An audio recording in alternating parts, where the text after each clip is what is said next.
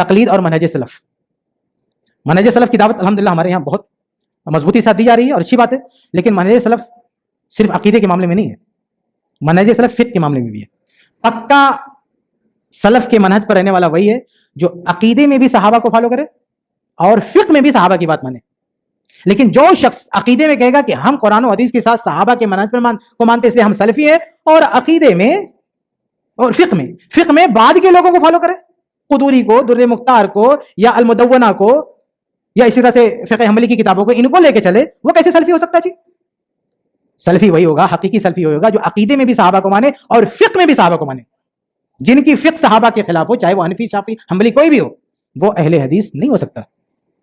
تو یہ جو منہج کی دعوت ہے, یہ دعوت صرف عقیدے کی حد تک نہیں ہے اہل حدیث کے یہاں, یہ دعوت فقہ کے معاملے میں بھی, یہ اہل حدیث کی پہچان ہے. اہل حدیث کا منہج یہی ہے کہ صرف عقیدے میں صحابہ نہیں, وہ ہر معاملے میں صحابہ کے ساتھ ہیں. عقیدے کا مسئلہ اس میں بھی صحابہ کے ساتھ ہے, فقہی معاملات میں بھی صحابہ کے ساتھ ہے. اگر صحابہ سے کوئی چیز ثابت ہو گئی تو کوئی دنیا میں چاہے کوئی کرے, چاہے چاروں مسئلہ کو اس کو نہ کرے, ہم ماننے کے لیے تیار ہیں.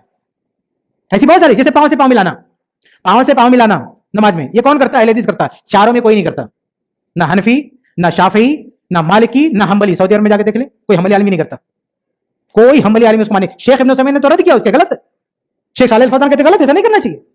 ماننے کے لیے تیار نہیں حضرات نا, صرف اہل حدیث اس مسئلے پہ جمع ہوا ہے, کیونکہ یہ چاروں نہیں مانتے.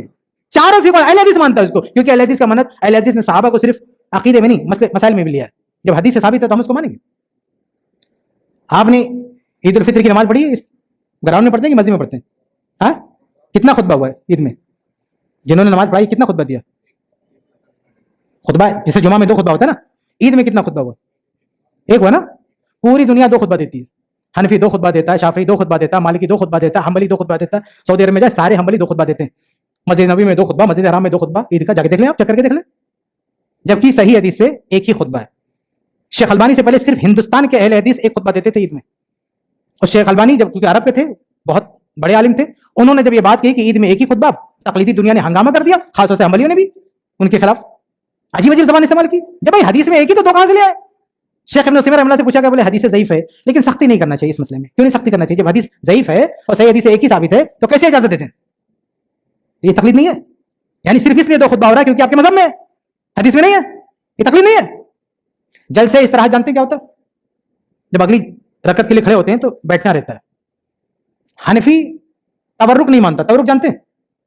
وہ پیر نکال کے بیٹھنا ہوتا ہے نماز میں. تو حنفی لوگ کیا کہتے ہیں, وہ حدیث ہے صحیح بخاری کی حدیث سے تورک کی, تو لوگ کہتے ہیں اللہ کے نبی بیمار رہے ہوں گے تورک کر لیا ہوگا. اہل حدیث کہتے ہیں حدیث میں آیا, بیماری کی وجہ نہیں, اس لیے وہ سنت ہے مانیں گے. ہمارے ملک کے حنفی کیا کہتے ہیں, نہیں وہ بیمار رہے ہوں گے کر لیا ہوگا. جلسے استراحت کا مسئلہ ہے, صحیح بخاری کی حدیث ہے. یہ حنبلی لوگ کیا کہتے ہیں, کہتے ہیں وہ اللہ کے نبی بیمار رہے ہوں گے کر لیا ہوگا, یہ سنت نہیں. شیخ صالح الفوزان کہتے ہیں سنت نہیں ہے. یہ علماء کہتے ہیں سنت نہیں ہے. وہ اللہ کے فضل و کرم سے شیخ بن باز نے تسلیم کیا سنت ہے, کیونکہ وہ اہل حدیث تھے. انہوں نے کہا کہ میں تو حنبلی ہو جاتا ہوں وہاں رہتا تو وہاں سے نکلے, اللہ کے فضل و کرم سے اللہ نے توفیق دی, انہوں نے تسلیم کیا. شیخ البانی نے تمام المنہ میں جلسے استراحت, چھوٹا سا مسئلہ ہے جلسے استراحت, لیکن یہ مسئلہ نمائندگی کرتا ہے کہ آپ کا منہج کیا ہے. تو شیخ البانی نے لکھا, بہت سخت لکھا کہ جب یہ حدیث سے ثابت آپ کیوں نہیں کر رہے بھائی؟ صرف اس لیے نہیں کر رہے کیونکہ آپ کے مسلک میں نہیں ہے, اور ہم لوگ چلاتے نہیں سب اہل حدیث ہو گئے. یہ اہل حدیث کا منہج ہے. اہل حدیث کا منہج حدیث سامنے آپ اس کو نہیں مان رہے اور آپ ہم کیسے ایسے انسان کو, ایسے لوگوں کو اہل حدیث مان لیں؟ ٹھیک ہے, علم میں, عقیدے میں, ہر معاملے میں کتنے بڑے پہاڑ ہوں بھائی, لیکن اگر تقلیدی منہج ہے تو آپ مقلدی رہو گے.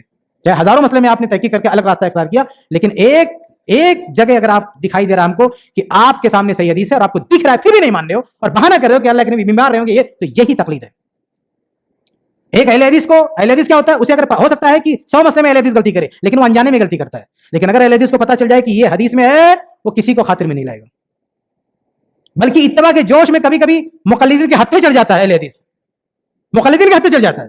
کیسے بھائی؟ کسی نے کہہ دیا رکوع کے بعد ہاتھ باندھنا چاہیے اور یہ حدیث میں آیا ہے, بولا بالا اہل حدیث عمل کرنا شروع کر دیتا ہے. کیوں؟ کیونکہ اس کا منہج حدیث ماننا ہے. اسے نہیں پتا یہ تقلیدی دنیا کا مسلک ہے, یہ حنبلیوں کی اپنی فقہ کا مسئلہ ہے, حدیث سے اس کا کوئی تعلق نہیں ہے. لیکن بیوقوف بن گیا اہل حدیث, کیونکہ بیچارہ اس کا جذبہ حدیث ماننے کا, آپ نے اسے بتا دیا حدیث کے مطابق ہے, آپ پہ بھروسہ کیا, بیوقوف بن گیا وہ. تو یہ تقلید ہے میرے بھائی کہ آپ کے مذہب میں کوئی بات کہی تھی کہ امام احمد رحمہ اللہ سے پوچھا گیا کہ رکوع کے بعد ہاتھ باندھے یا نہ باندھے, بولے کہ اس کے بارے میں مجھے کوئی دلیل نہیں پتا, مرضی باندھے مرضی نہ باندھے. اس کو کیا بولتے ہیں؟ رائے بولتے ہیں, رائے. کہ امام احمد رحمہ اللہ کہہ رہے ہیں رکوع کے بعد ہاتھ باندھو یا نہ باندھو مجھے نہیں پتا. انہوں نے ایک رائے پیش کی, بعد کے لوگوں نے اسے مسلک بنا لیا اور حدیث لالا کے چپکا دیا کہ نہیں تو حدیث میں.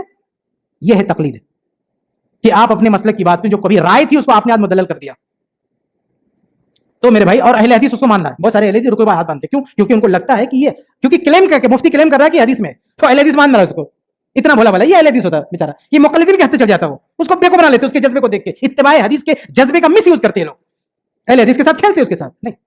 لیکن جس دن اہل حدیث کو پتہ چلے گا کہ حدیث میں نہیں ہے وہ نکال کے باہر پھینک دے گا اس کو. تو یہ فرق ہے اہل حدیث اور اہل تقلید میں. یہ بہت بڑی نعمت ہے, منہج اہل حدیث بہت بڑی نعمت ہے. ہم اللہ کے فضل و کرم سے عقیدے میں بھی صحیح منہج پر ہیں اور فقہ میں بھی صحیح منہج پر ہیں, اور ہمیں اپنے منہج پر باقی رہنا چاہیے. یعنی ایک کہاوت ہے نا, کوا چلا ہنس کی چال اپنی چال بھول گیا. تو اللہ نے ہمیں نعمت دی, تو وہ تھے نا بنو اسرائیل, اللہ تعالیٰ من و سلوا دے رہا, من و سلوا نہیں چاہیے, پیاز لہسن چاہیے ان کو. تو اہل حدیث کو اللہ نے اتنی اتباع کی نعمت دی ہے, اس کو پیاز لہسن کی طرف نہیں جانا چاہیے, اپنے منہج پر اس کو رہنا چاہیے. یہ چند باتیں تھیں میرے بھائیوں تقلید کے حوالے سے. اللہ سے دعا اللہ تعالیٰ ہم سب کو قرآن حدیث صحابہ کرام کے منہج پر چلائے, ہر طرح کی خرافات اور گمراہیوں سے بچائے. آمین رب العالمین.